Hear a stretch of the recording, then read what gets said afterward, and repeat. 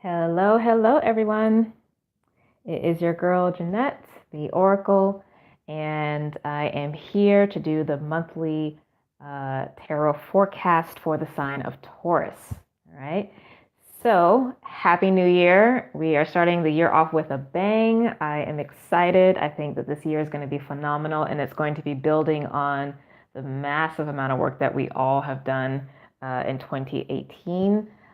So I think this is going to be a year more so of refining and building upon the foundation as opposed to like starting completely over from scratch, which is good. All right, so let's see. Let's jump right into it and see what your overall energy is. So we have the card of asking, which is number 89. So I'll put this up closer so you can see. I love this. So this is a card that, very much is related to the universe reminding you and asking you to verbally say what it is that you want, to pray about what it is that you want, to also follow up with your actions in alignment with what it is that you want. But also, I think that it really is key, this first step of physically speaking what it is, beyond just thinking, beyond just feeling, beyond the action, all of which are important. They're all key components. But I think sometimes we also can miss the power of the word. I also get the sense with this energy that what you do ask for, you will receive as it relates to your highest and greatest good on a soul level, not a human level, but a soul level. So, couch everything that you ask for within that context. But I think that this may be a time that might be quite miraculous for you, which I'm, really looking forward to, especially because, Jupiter has now, of course, moved out of the sign that is opposite to you, Scorpio, and has shifted into Sagittarius. So I think whatever kind of returns on investments or opportunities that, for whatever reason, might have been held up, should start coming through for fruition for you. Now, for those of you who are in relationships, committed partnerships, you have this card of new birth, which is number 94. Beautiful card. So this is a card specifically about the creation of new contracts, okay? Because new birth talks about, obviously a new soul coming in. So something new that is beginning. But with that, there is an inheritance or an agreement that is in place. So this could be a situation where if you have been dating with someone for a while and you guys choose to be exclusive, that might be that new contract. If you've been exclusive for a while and you decide you want to move in together, that could be that contract. This could be choosing to get engaged. This could be choosing to get married or actually having the wedding. This could be a literal birth. Or finding out that you're pregnant, those kinds of things, okay? So really beautiful energy. Now, for those of you who are single and looking, you have this card, which is time.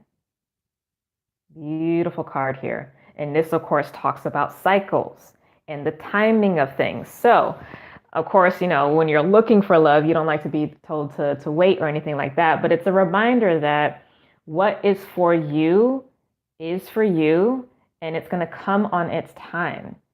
And all you have to do is just keep showing up. So that's my encouragement to you, especially if you've been feeling a little down and out about relationships. None of us can truly move ourselves out of timing. Like if it's already set up to happen, it is going to happen. Okay, so trust in the universe, especially if you've already asked. The universe doesn't forget. Humans can forget because we're finite. Spirit doesn't. So set it and forget it, right? And trust the timing.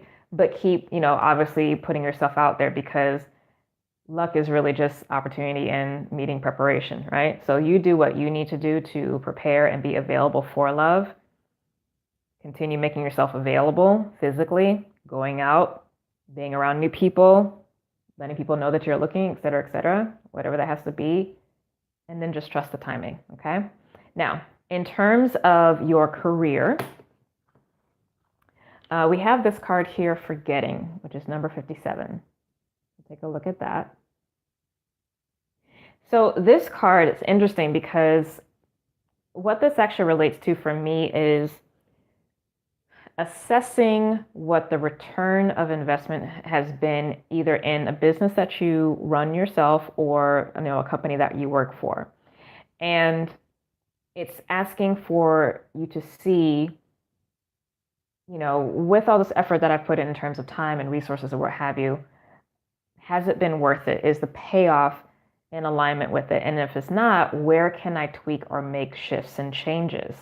So it's actually more so a card about once you've done that assessment and you've made your choices and you are on your new path, so to speak, to then let go of mentally, emotionally, and physically, whatever was, and stay focused on what is to be, what is working. So not focusing on what wasn't working, because hopefully you made the adjustments that needed to happen, and then start focusing on the future so that you essentially forget, or in other words, stop being trapped by what didn't work. Okay, so it's very much a forward moving energy, a forward focus thing, which is again in alignment with this asking card.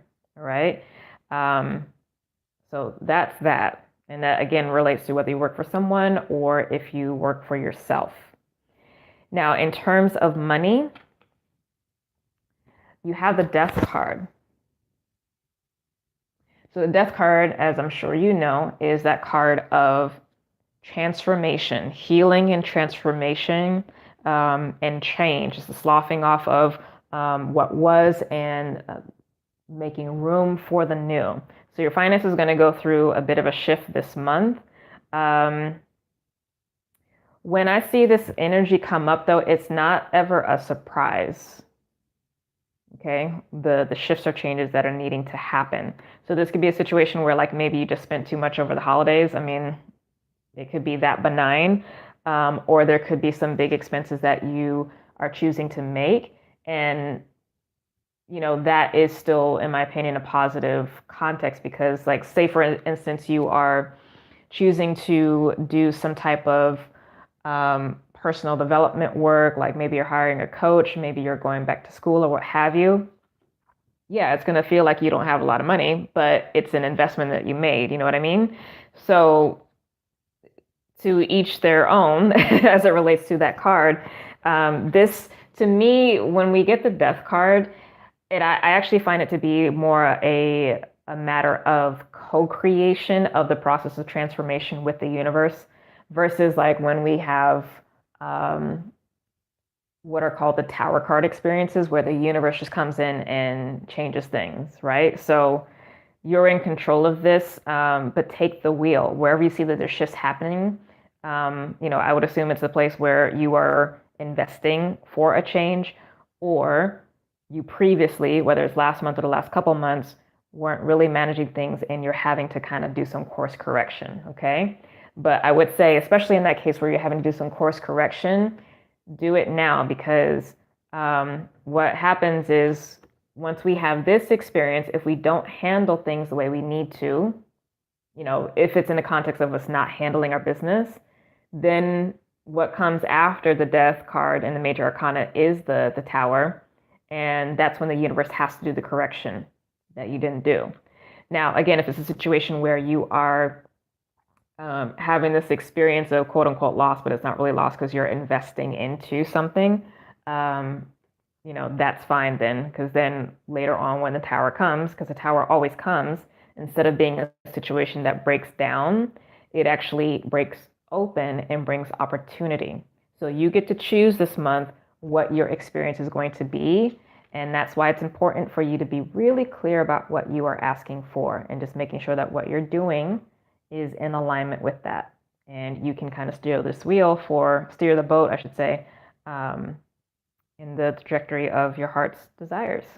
All right, so that is your reading, Taurus. I hope you enjoyed. Happy New Year. If you'd like to do a reading with me, you can go to my website, innersunalchemy.com, and look at my services there. I do tarot, astrology, energy healing, and spiritual life coaching. So check out everything that is there.